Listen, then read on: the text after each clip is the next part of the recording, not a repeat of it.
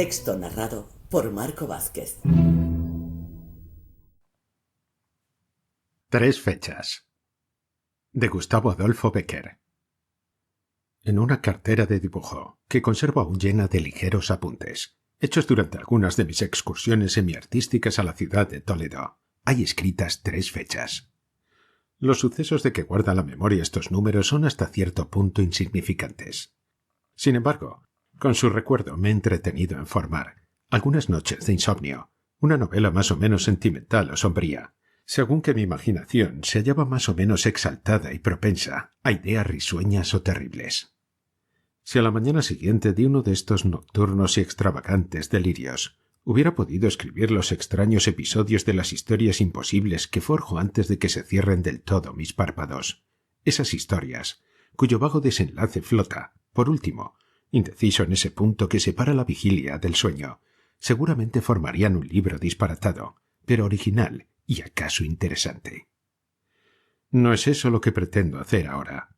Esas fantasías ligeras y, por decirlo así, impalpables, son en cierto modo como las mariposas, que no pueden cogerse en las manos sin que se quede entre los dedos el polvo de oro de sus alas. Voy, pues, a limitarme a narrar brevemente los 3 sucesos que suelen servir de epígrafe a los capítulos de mis soñadas novelas, los 3 puntos aislados que yo suelo reunir en mi mente por medio de una serie de ideas como un hilo de luz, los 3 temas, en fin, sobre que yo hago 1000 y 1000 variaciones, las que pudiéramos llamar absurdas sinfonías de la imaginación. 1. Hay en Toledo una calle estrecha, torcida y oscura, que guarda tan fielmente la huella de las 100 generaciones que en ella han habitado, que habla con tanta elocuencia a los ojos del artista, y le revela tantos secretos puntos de afinidad entre las ideas y las costumbres de cada siglo, con la forma y el carácter especial impreso en sus obras más insignificantes, que yo cerraría sus entradas con una barrera, y pondría sobre la barrera un tarjetón con este letrero: en nombre de los poetas y de los artistas, en nombre de los que sueñan y de los que estudian, se prohíbe a la civilización que toque a uno solo de estos ladrillos con su mano demoledora y prosaica. Da entrada a esta calle por uno de sus extremos un arco macizo, es achatado y oscuro, que sostiene un pasadizo cubierto. En su clave hay un escudo, roto ya y carcomido por la acción de los años, en el cual crece la hierba que, agitada con el aire, flota sobre el casco que lo corona, como un penacho de plumas. Debajo de la bóveda y enclavado en el muro, se ve un retablo con su lienzo ennegrecido e imposible de descifrar, su marco dorado y churrigueresco, su farolillo pendiente de un cordel y sus votos de cera. Más allá de este arco que baña con su sombra aquel lugar, dándole un tinte de misterio y tristeza indescriptible, se prolongan a ambos lados 2 hileras de casas oscuras, desiguales y extrañas, cada cual de su forma, sus dimensiones y su color. Unas están construidas de piedras toscas y desiguales, sin más adornos que algunos blasones groseramente esculpidos sobre la portada. Otras son de ladrillo, y tienen un arco árabe que les sirve de ingreso, 2 o 3 ajimeces abiertos a capricho en un paredón grietado, y un mirador que termina en una alta veleta. Las hay con traza que no pertenecen a ningún orden de arquitectura, y que tienen, sin embargo, un remiendo de todas, que son un modelo acabado de un género especial desconocido, o una muestra curiosa de las extravagancias de un periodo del arte. Estas tienen un balcón de madera con un cobertizo disparatado, aquella es una ventana gótica recientemente lucida y con algunos tiestos de flores, las de más allá, unos pintorescos azulejos en el marco de la puerta, clavos enormes en los tableros y 2 fustes de columnas, tal vez procedentes de un alcázar morisco, empotrados en el muro. El palacio de un magnate convertido en corral de vecindad, la casa de un alfaquí habitada por un canónigo, una sinagoga judía transformada en oratorio cristiano, un convento levantado sobre las ruinas de una mezquita árabe, de la que aún queda en pie la torre, 1000 extraños y pintorescos contrastes, 1000 y 1000 curiosas muestras de distintas razas, civilizaciones y epopeyas, compendiadas, por decirlo así, en 100 varas de terreno. He aquí todo lo que se encuentra en esta calle construida en muchos siglos, calle estrecha, deforme, oscura y con infinidad de revueltas, donde cada cual, al levantar su habitación, tomaba un saliente, dejaba un rincón o hacía un ángulo con arreglo a su gusto, sin consultar el nivel, la altura ni la regularidad, calle rica en no calculadas combinaciones de líneas, con un verdadero lujo de detalles caprichosos, con tantos y tantos accidentes, que cada vez ofrece algo nuevo al que la estudia. Cuando por primera vez fui a Toledo, mientras me ocupé de sacar algunos apuntes de San Juan de los Reyes, tenía precisión de atravesarla todas las tardes, para dirigirme al convento desde la posada con honores de fonda en que me había hospedado. Casi siempre la atravesaba de un extremo a otro, sin encontrar en ella una sola persona, sin que turbase su profundo silencio otro ruido que el ruido de mis pasos, sin que detrás de las celosías de un balcón, del cancel de una puerta o la rejilla de una ventana, viese, ni aun por casualidad, el arrugado rostro de una vieja curiosa o los ojos negros y rasgados de una muchacha toledana.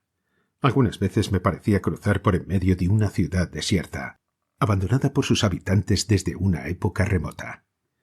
Una tarde, sin embargo, al pasar frente a un caserón antiquísimo y oscuro, en cuyos altos paredones se veían 3 o 4 ventanas de formas desiguales, repartidas sin orden ni concierto, me fijé casualmente en una de ellas.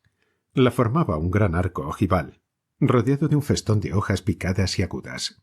El arco estaba cerrado por un ligero tabique, recientemente construido y blanco como la nieve, en medio del cual se veía, como contenida en la primera, una pequeña ventana con un marco y sus hierros verdes, una maceta de campanillas azules, cuyos tallos subían a enredarse por entre las labores de granito, y unas vidrieras con sus cristales emplomados y su cortinilla de una tela blanca, ligera y transparente.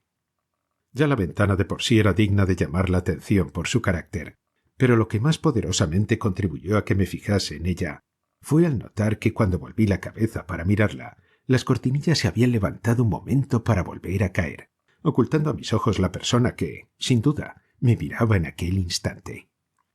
Seguí mi camino preocupado con la idea de la ventana, o mejor dicho, de la cortinilla, o más claro todavía, de la mujer que la había levantado.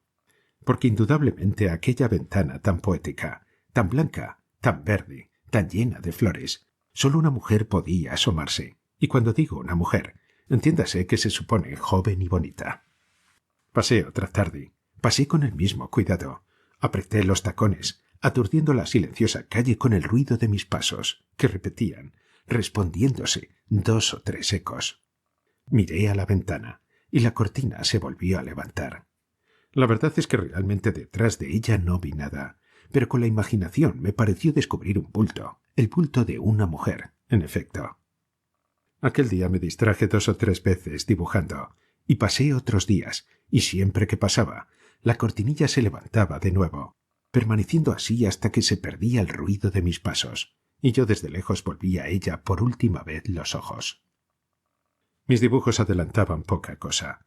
En aquel claustro de San Juan de los Reyes, en aquel claustro tan misterioso y bañado en triste melancolía, sentados sobre el roto capitel de una columna, la cartera sobre las manos, el rumor del agua que corre allí con un murmullo incesante, al ruido de las hojas del agreste y abandonado jardín que agitaba la brisa del crepúsculo.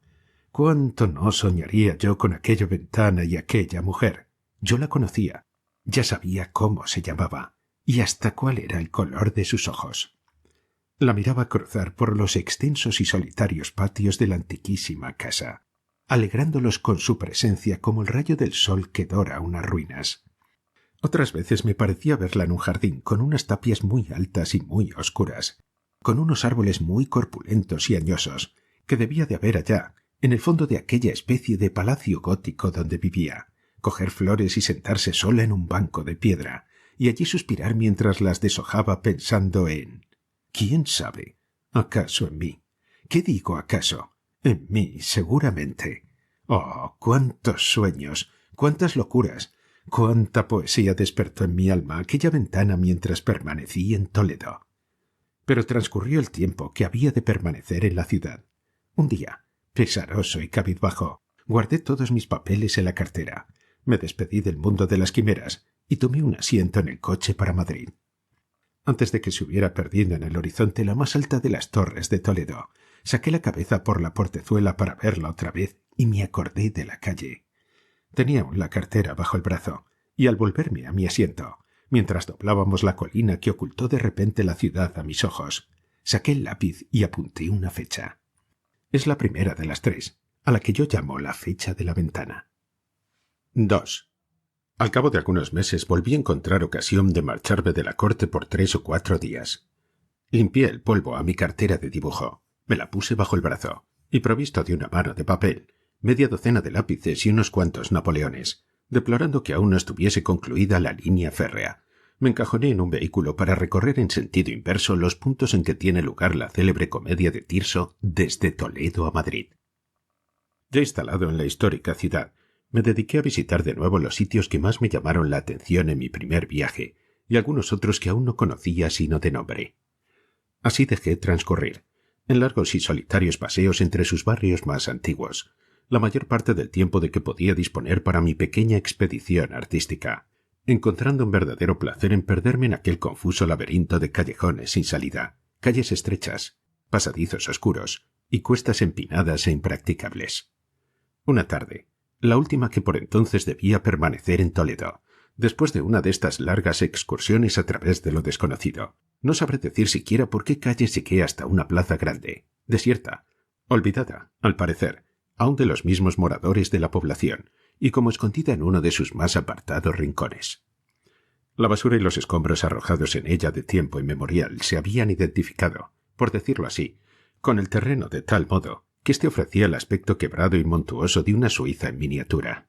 En las lomas y los barrancos formados por sus ondulaciones crecían a su sabor malvas de unas proporciones colosales, cerros de gigantescas ortigas, matas rastreras de campanillas blancas, prados de esa hierba sin nombre, menuda, fina y de un verde oscuro, y meciéndose suavemente al leve soplo del aire, descollando como reyes entre todas las plantas parásitas, los poéticos al par que vulgares jaramagos, la verdadera flor de los yermos y las ruinas.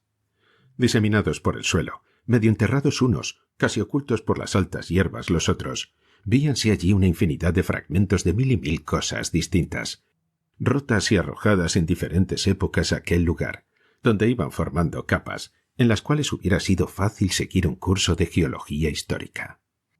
Azulejos moriscos esmaltados de colores, trozos de columnas de mármol y de jaspe, pedazos de ladrillos de 100 clases diversas, grandes sillares cubiertos de verdín y de musgo, astillas de madera ya casi hechas polvo, restos de antiguos artesonados, jirones de tela, tiras de cuero y otros 100 y 100 objetos sin forma ni nombre, eran los que aparecían a primera vista a la superficie, llamando asimismo la atención y deslumbrando los ojos una miríada de chispas de luz derramadas sobre la verdura como un puñado de diamantes arrojados a granel, y que, examinados de cerca, no eran otra cosa que pequeños fragmentos de vidrio, pucheros, platos y vasijas, que reflejando los rayos del sol, fingían todo un cielo de estrellas microscópicas y deslumbrantes.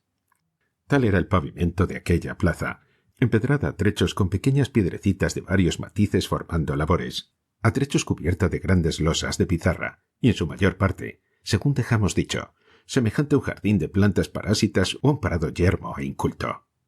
Los edificios, que dibujaban su forma irregular, no eran tampoco menos extraños y dignos de estudio. Por un lado, le cerraba una hilera de casucas obscuras y pequeñas, con sus tejados dentelleantes de chimeneas, veletas y cobertizos, sus guardacantones de mármol sujetos a las esquinas por una anilla de hierro, sus balcones achatados o estrechos, sus ventanillas con tiestos de flores, y su farol rodeado de una red de alambre que defiende los ahumados vidrios de las pedradas de los muchachos. Otro frente lo constituían un paredón negruzco, lleno de grietas y hendiduras, en donde algunos reptiles asomaban su cabeza, de ojos pequeños y brillantes, por entre las hojas de musgo. Un paredón altísimo, formado de gruesos sillares, sembrado de huecos de puertas y balcones, tapiados con piedra y argamasa, y a uno de cuyos extremos se unía, formando ángulo con él, una tapia de ladrillos, desconchada y llena de mechinales, manchada a trechos de tintas rojas, verdes o amarillentas, y coronada de un bardal de heno seco, entre el cual corrían algunos tallos de enredaderas. Esto no era más, por decirlo así, que los bastidores de la extraña decoración que, al penetrar en la plaza, se presentó de improviso a mis ojos cautivando mi ánimo y suspendiéndolo durante algún tiempo, pues el verdadero punto culminante del programa, el edificio que le daba el tono general, se veía alzarse en el fondo de la plaza más caprichoso, más original, infinitamente más bello en su artístico desorden que todos los que se levantaban a su alrededor. «¡He aquí lo que yo deseaba encontrar!», exclamé al verle, y sentándome en un pedrusco, colocando la cartera sobre mis rodillas y afilando un lápiz de madera, me apercibí a trazar, aunque ligeramente, sus formas irregulares y estrambóticas para conservar por siempre su recuerdo. Si yo pudiera pegar aquí con obleas el ligerísimo y mal trazado apunte que conservo de aquel sitio, imperfecto y todo como es, me ahorraría un cúmulo de palabras, dando a mis lectores una idea más aproximada de él que todas las descripciones imaginables. Ya que no puede ser así, trataré de pintarlo del mejor modo posible, a fin de que, leyendo estos renglones, puedan formarse una idea remota, si no de sus infinitos detalles, al menos de la totalidad de su conjunto. Figuraos un palacio árabe con sus puertas en forma de herraduras, sus muros engalanados con largas hileras de arcos que se cruzan 100 y 100 veces entre sí, y corren sobre una franja de azulejos brillantes. Aquí se ve el hueco de un ajimez partido en dos por un grupo de esbeltas columnas, encuadrado en un marco de labores menudas y caprichosas.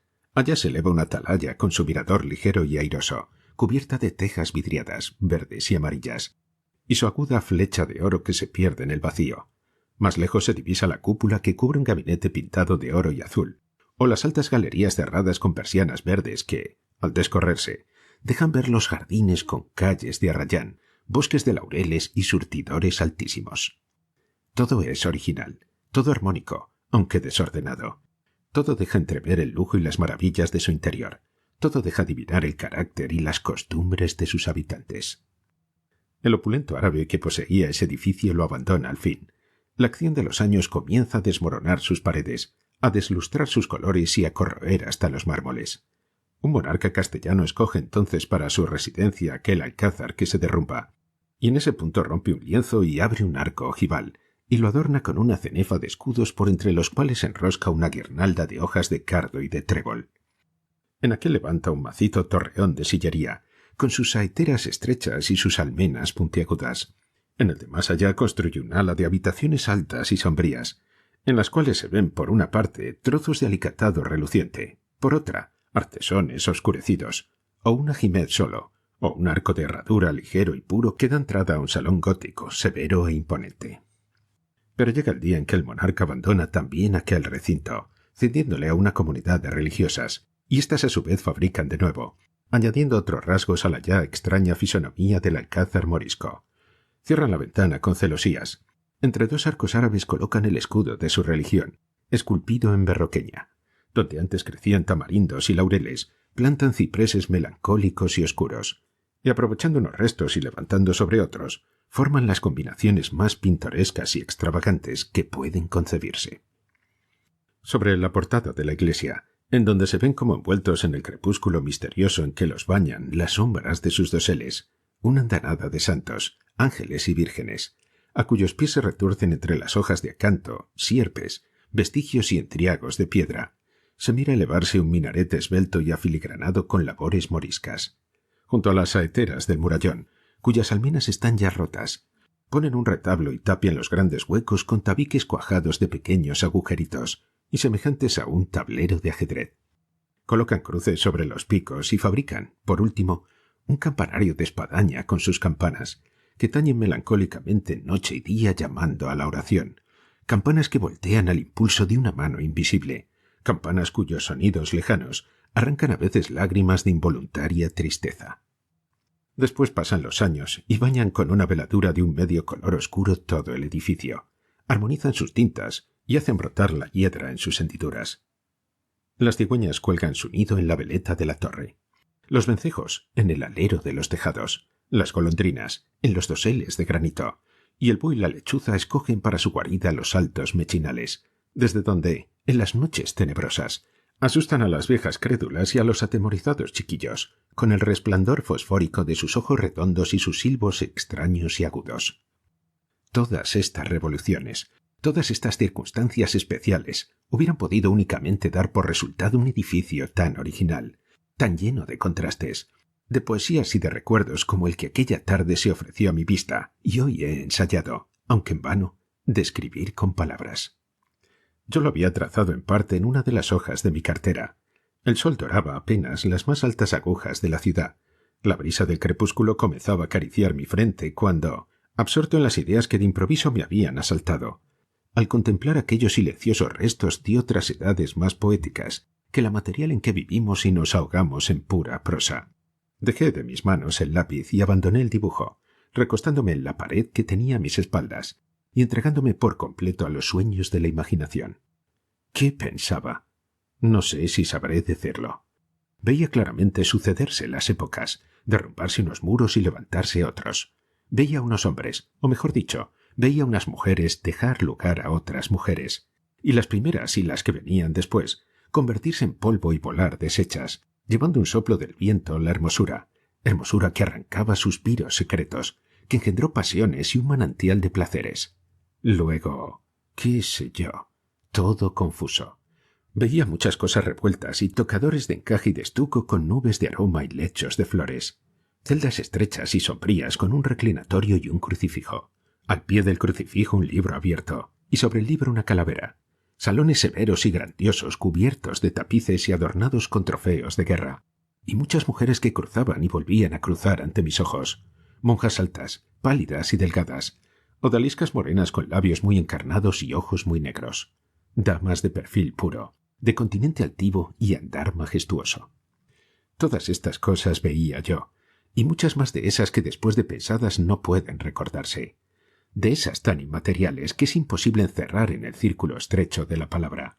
Cuando de pronto di un salto sobre mi asiento, y pasándome la mano por los ojos para convencerme de que no seguía soñando, incorporándome como movido de un resorte nervioso, fijé la mirada en uno de los altos miradores del convento. Había visto, no me puede caber duda, la había visto perfectamente, una mano blanquísima, que saliendo por uno de los huecos de aquellos miradores de argamasa, semejantes a tableros de ajedrez, se había agitado varias veces como saludándome con un signo mudo y cariñoso. Y me saludaba a mí. No era posible que me equivocase. Estaba solo, completamente solo, en la plaza. En balde esperé la noche, clavado en aquel sitio y sin apartar un punto los ojos del mirador. Inútilmente volví muchas veces a ocupar la oscura piedra que me sirvió de asiento la tarde en que vi aparecer aquella mano misteriosa, objeto ya de mis ensueños de la noche y de mis delirios del día. No la volví a ver más. Y llegó al fin la hora en que debía marcharme de Toledo, dejando allí, como una carga inútil y ridícula, todas las ilusiones que en su seno se habían levantado en mi mente. Torné a guardar los papeles en mi cartera con un suspiro, pero antes de guardarlos escribí otra fecha, la segunda, la que yo conozco por la fecha de la mano. Al escribirla miré un momento la anterior, la de la ventana, y no pude menos de sonreírme de mi locura. 3. Desde que tuvo lugar la extraña aventura que he referido hasta que volví a Toledo transcurrió cerca de un año, durante el cual no dejó de presentarse a la imaginación su recuerdo. Al principio, a todas horas y con todos sus detalles. Después, con menos frecuencia. Y por último, con tanta vaguedad que yo mismo llegué a creer algunas veces que había sido juguete de una ilusión o de un sueño. No obstante, apenas llegué a la ciudad, que con tanta razón llaman algunos la Roma española, me asaltó nuevamente, y llena de él la memoria salí preocupado a recorrer las calles, sin camino cierto, sin intención preconcebida de dirigirme a ningún punto fijo. El día estaba triste, con esa tristeza que alcanza a lo que todo se oye, se ve y se siente.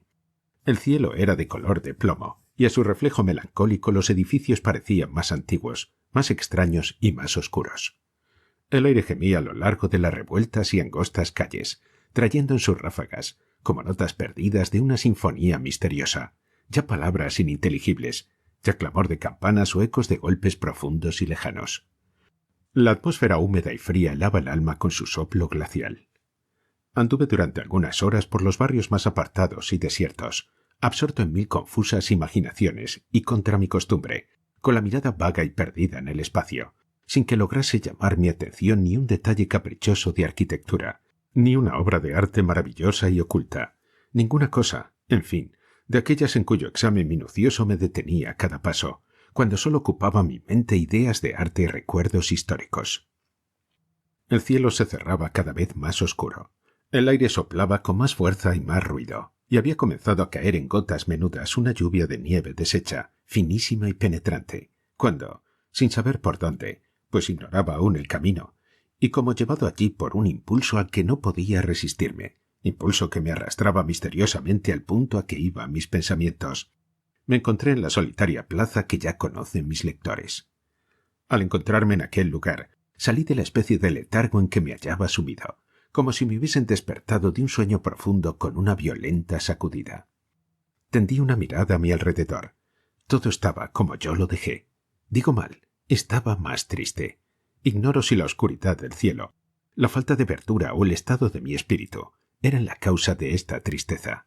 Pero la verdad es que desde el sentimiento que experimenté al contemplar aquellos lugares por la vez primera, hasta el que me impresionó entonces, había toda la distancia que existe desde la melancolía a la amargura.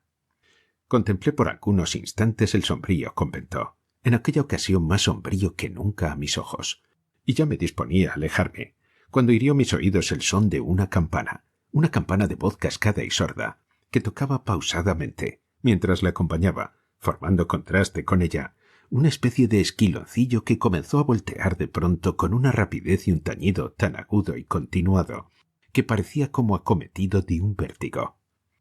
Nada más extraño que aquel edificio, cuya negra silueta se dibujaba sobre el cielo, como la de una roca erizada de mil y mil picos caprichosos, hablando con sus lenguas de bronce por medio de las campanas, que parecían agitarse al impulso de seres invisibles, una como llorando con sollozos ahogados, la otra como riendo con carcajadas estridentes, semejantes a la risa de una mujer loca. A intervalos, y confundidos con el atolondrador ruido de las campanas, creía percibir también las notas confusas de un órgano y palabras de un cántico religioso y solemne. Varié de idea, y en vez de alejarme de aquel lugar, llegué a la puerta del templo y pregunté a uno de los haraposos mendigos que había sentados en sus escalones de piedra: «¿Qué hay ahí?» «Una toma de hábito», me contestó el pobre, interrumpiendo la oración que murmuraba entre dientes para continuarla después, aunque no sin haber besado antes la moneda de cobre que puse en su mano al dirigirle mi pregunta. Jamás había presenciado esta ceremonia. Nunca había visto tampoco el interior de la iglesia del convento. Ambas consideraciones me impulsaron a penetrar en su recinto. La iglesia era alta y oscura.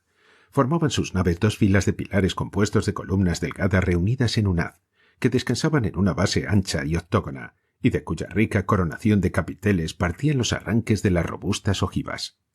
El altar mayor estaba colocado en el fondo, bajo una cúpula de estilo del Renacimiento, cuajada de angelones con escudos, grifos, cuyos remates fingían profusas hojarascas, cornisas con molduras y florones dorados y dibujos caprichosos y elegantes. En torno a las naves se veía una multitud de capillas oscuras, en el fondo de las cuales ardían algunas lámparas, semejantes a estrellas perdidas en el cielo de una noche oscura. Capillas de una arquitectura árabe, gótica o churrigueresca, unas cerradas con magníficas verjas de hierro, otras con humildes barandales de madera, estas sumidas en las tinieblas con una antigua tumba de mármol delante del altar, aquellas profusamente alumbradas con una imagen vestida de relumbrones y rodeada de votos de plata y cera con lacitos de cinta de colorines. Contribuía a dar un carácter más misterioso a toda la iglesia, completamente armónica en su confusión y su desorden artístico con el resto del convento, la fantástica claridad que la iluminaba. De las lámparas de plata y cobre pendientes de las bóvedas, de las velas de los altares y de las estrechas ojivas y los ajimeces del muro, partían rayos de luz de mil colores diversos, blancos, los que penetraban de la calle por algunas pequeñas claraboyas de la cúpula, rojos, los que se desprendían de los cirios de los retablos, verdes, azules y de otros 100 matices diferentes, los que se abrían paso a través de los pintados vidrios de las rosetas. Todos estos reflejos, insuficientes a inundar con la bastante claridad aquel sagrado recinto, parecían como que luchaban confundiéndose entre sí en algunos puntos, mientras que otros los hacían destacar con una mancha luminosa y brillante sobre los fondos velados y oscuros de las capillas. A pesar de la fiesta religiosa que allí tenía lugar, los fieles reunidos eran pocos. La ceremonia había comenzado hacía bastante tiempo y estaba a punto de concluir. Los sacerdotes que oficiaban en el altar mayor bajaban en aquel momento las gradas cubiertas de alfombras, envueltos en una nube de incienso azulado que se mecía lentamente en el aire para dirigirse al coro, en donde se oía a las religiosas entonar un salmo. Yo también me encaminé hacia aquel sitio, con el objeto de asomarme a las dobles rejas que lo separaban del templo. No sé. Me pareció que había de conocer en la cara a la mujer de quien solo había visto un instante la mano, y abriendo desmesuradamente los ojos y dilatando la pupila, como queriendo prestarle mayor fuerza y lucidez. La clavé en el fondo del coro. Afán inútil. A través de los cruzados hierros muy poco o nada podía verse. Como unos fantasmas blancos y negros que se movían entre las tinieblas, contra las que luchaba en vano el escaso resplandor de algunos cirios encendidos. Una prolongada fila de sitiales altos y puntiagudos, coronados de doseles, bajo los que se adivinaban, veladas por la oscuridad, las confusas formas de las religiosas, vestidas de luengas ropas talares. Un crucifijo alumbrado por 4 velas, que se destacaba sobre el sombrío fondo del cuadro como esos puntos de luz que en los lienzos de Rembrandt hacen más palpables las sombras. He aquí cuanto pude distinguir desde el lugar que ocupaba.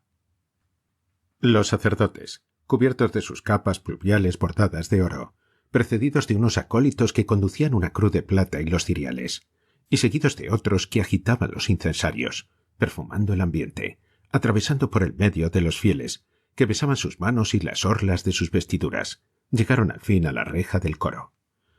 Hasta aquel momento no pude distinguir, entre las otras sombras confusas, cuál era la de la Virgen que iba a consagrarse al Señor.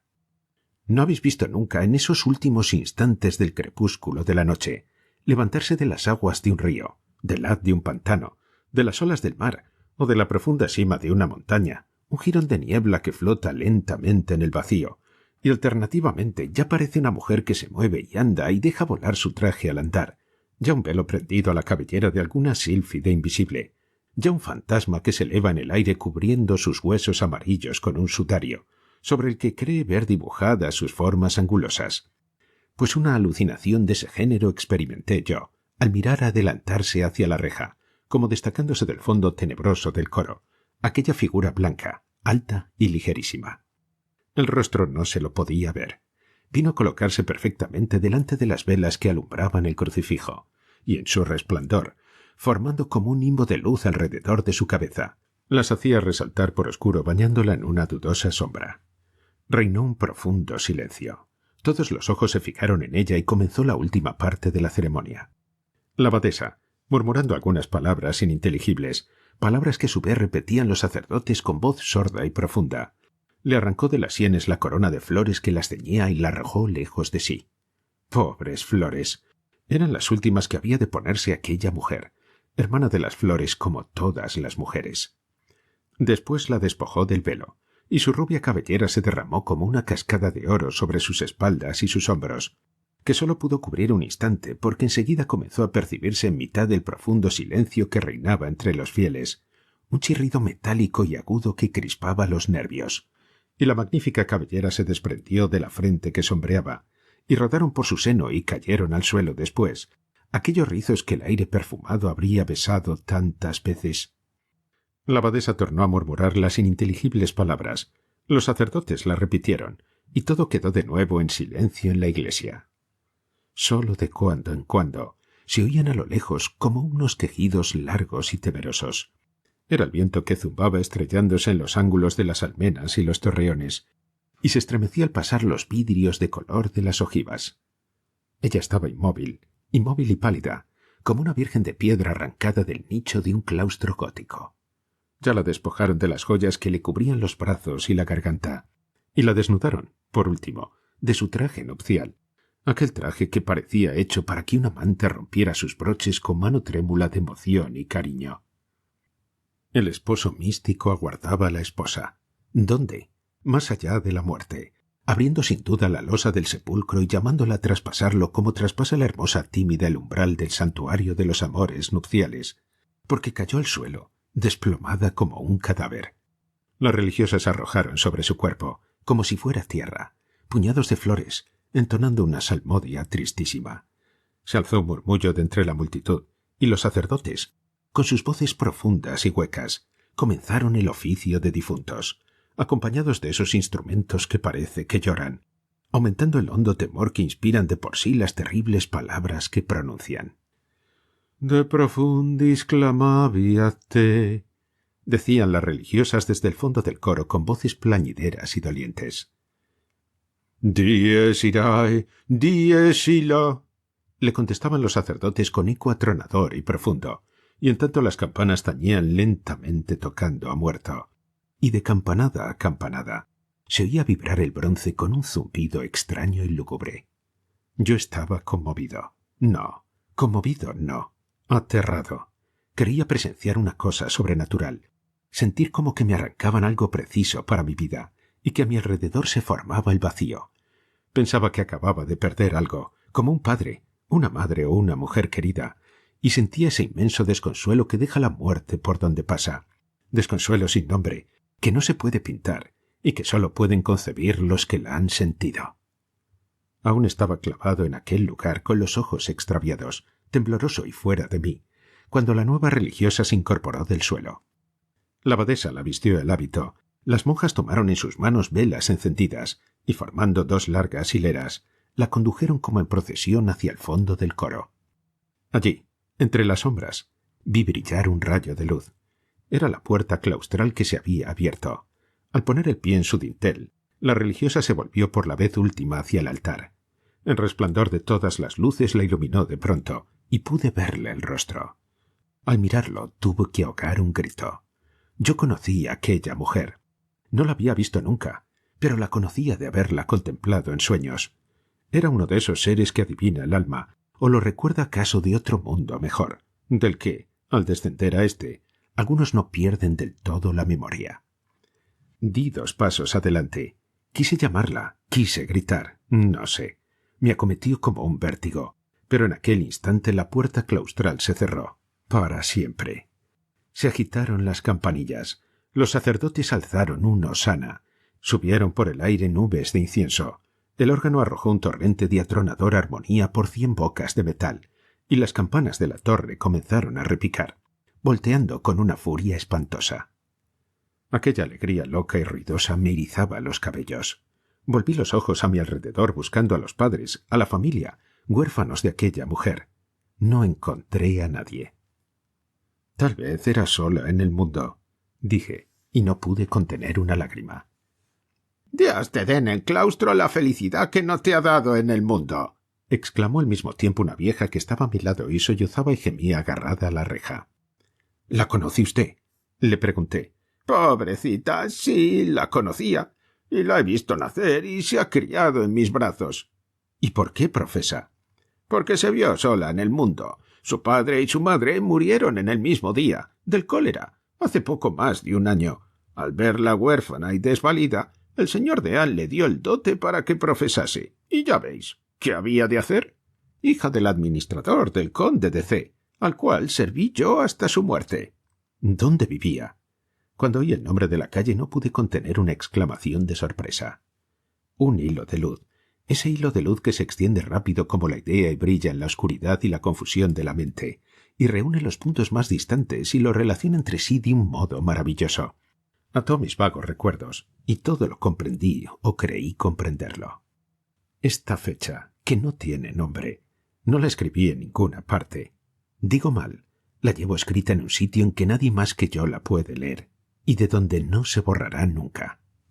Algunas veces, recordando estos sucesos, hoy mismo, al consignarlos aquí, me he preguntado, aquel día, en esa hora misteriosa del crepúsculo, cuando el suspiro de la brisa de primavera, tibio y cargado de aromas, penetra hasta en el fondo de los más apartados retiros, llevando allí como una ráfaga de recuerdos del mundo, sola, perdida en la penumbra de un claustro gótico, la mano en la mejilla, el codo apoyado en el alféizar de una ojiva. ¿Habrá exhalado un suspiro alguna mujer al cruzar su imaginación la memoria de estas fechas? ¿Quién sabe? Oh, si ha suspirado, ¿dónde estará ese suspiro?